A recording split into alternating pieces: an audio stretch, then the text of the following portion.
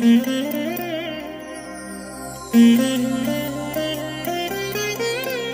దినం పరము నుండి దిగివచ్చు మాట. ఇది నీ జీవితానికి వెలుగుల బాట.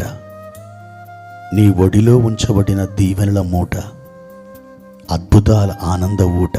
డిసెంబర్ 14 సంవత్సరమంతా మీరు బైబిల్ చదివి ముగించడానికి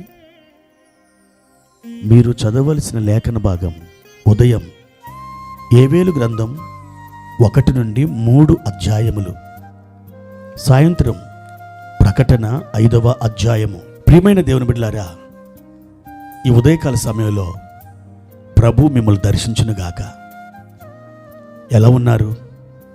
మీ పనులన్నీ చక్కగా జరుగుతున్నాయా? మీ ఆలోచనలు సఫలీకృతం అవుతున్నాయా? మీరు ప్రభు సన్నిధికి ఎడతెగక మీరు వెళ్ళి ఆయనలో మీరు ఆనందిస్తున్నారా? మీరు ఎన్నెన్ని పనులు కలిగి ఉన్నా, కార్యక్రమాలు మీరు చేపట్టినా, దైవ సన్నిధిని ఎప్పుడూ మీరు మరచిపోవద్దు. ఆ సన్నిధిని మీరు నిర్లక్ష్యం చేయొద్దు. ఎందుకని? గూడ్స్ రైలు బండికి ఇంజన్ ముందుంటుంది. ఆ ఇంజన్ చాలా పొడవైన బరువైనటువంటి ఆ గూడ్స్ బోగిల్ని పట్టాల మీద తీసుకుని వెళ్తుంది. దేవుని బిడ్డలారా, మీ జీవితంలో ప్రతిదినం ఆ ఇంజన్ ముందుండాలి. ఏమిటి ఆ ఇంజన్? దేవుని సన్నిధి, దేవుని యొక్క వాక్యం, దేవుని సన్నిధులు మీరు చేస్తున్న ప్రార్థనలు, ఇదంతా కూడా ఒక ఇంజన్ లాంటిది. అది ముందున్నప్పుడు ఎన్ని భారాలైనా, ఎన్ని బరువులైనా అవలీలగా, తేలికగా మీరు వాటిని లాక్కొని వెళ్తారు. అంతేకాదు, దేవుని హస్తం మీకు ఎల్లప్పుడూ తోడై ఉంటుంది. ప్రియ దేవుని బిడ్డలారా, దేవుని వాక్యాన్ని చదువుకుందాం. 107వ కీర్తన 13వ వచనం. కష్టకాలమందు వారు యెహోవాకు మొర్రపెట్టిరి, ఆయన వారి ఆపదలలో నుండి వారిని విడిపించెను. కష్టకాలాలు, ఆపదలు, బాధ, దుఃఖం, ఆవేదన, ఇరుకు, ఇబ్బంది, ఇవన్నీ మనల్ని ఉక్కిరి బిక్కిరి చేస్తూ ఉంటాయి. అయితే ప్రియ దేవుని బిడ్డ, చదవబడిన వాక్య భాగములో ఉన్నట్టు మీరు అలాంటి పరిస్థితులలో ఒకవేళ సాగి వెళుతూ ఉంటే, మీకంటే ముందుగా ఒక గుంపు, ఒక సమూహం, ఒక ప్రజ మీలాంటి పరిస్థితుల గుండా వెళ్ళిందని మీరు గ్రహించాలి. మీరిప్పుడు ఏ పరిస్థితినైతే ఎదుర్కొంటున్నారో, మీకంటే ముందుగా వారు అలాంటి పరిస్థితిని ఎదుర్కొన్నారు. అయితే వాళ్ళు ఏం చేశారు?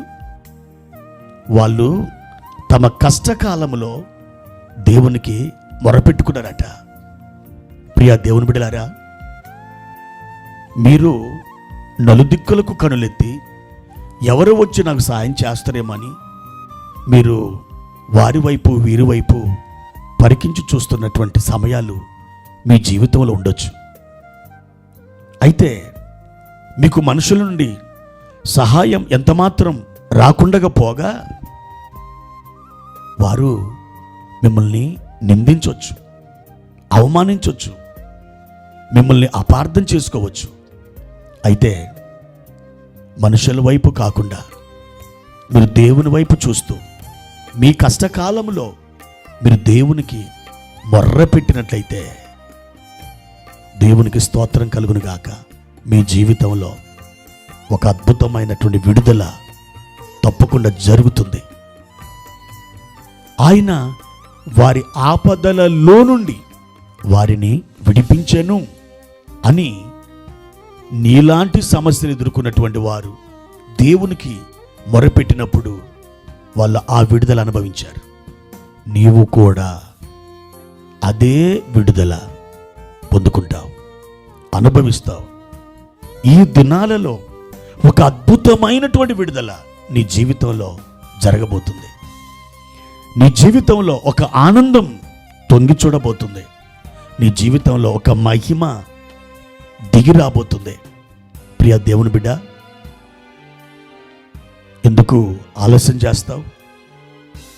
ప్రభు సన్నిధిలో బహుగా మొరపెట్టు.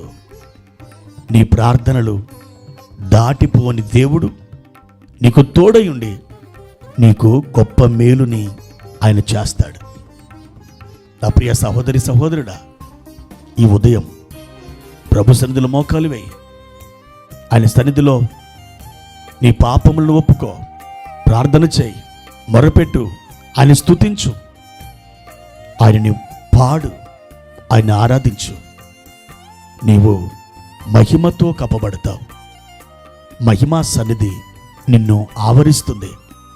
మేలు చేయడానికి ఏ నరుడు నీకు తోడు రాకపోవచ్చు, కానీ నీ ప్రార్థన ఆలకించిన దేవుడు నీ కష్టకాలంలో నుండి, నీ ఆపదలలో నుండి నేను విడిపించి తన మహిమకు కీర్తిని తెచ్చుకుంటాడు.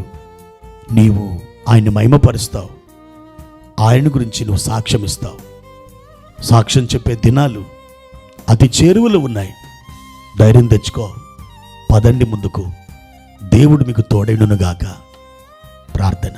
ప్రియమైన తండ్రి, మీ పరిశుద్ధమైన నామానికి వందనాలు. ఈ ఉదయకాల సమయంలో మా ప్రియులు ఏ కష్టకాలములో, ఏ వేదనలో, ఏ బాధలో ఉండి వారు మీకు మొరపెడుతున్నారో వారి ప్రార్థనలు ఆలకించి వారికి జవాబిచ్చి ఈ దినములలో ఒక అద్భుతమైన విడుదల దయచేయమని ప్రార్థిస్తున్నాను. మా తండ్రి, వారి పరిస్థితులు సంపూర్ణంగా మారిపోవునుగాక. వారి యాత్ర మహిమకరమైన యాత్రగా మారునుగాక. మీ అడుగు జాడల్లో వారు అడుగులు వేయుచు సాగి వెలుదురుగాక. మా తండ్రి, ఈ దినం వారిని ఆదరించండి. వారి హృదయములో కలుగుతున్న ఆ వేదన నుండి వారిని విడిపించండి. మీరు మహిమ పొందమని యేసు నామమున ఈ ప్రార్థన అడిగి వేడుకుంటున్నాను తండ్రి. ఆమెన్.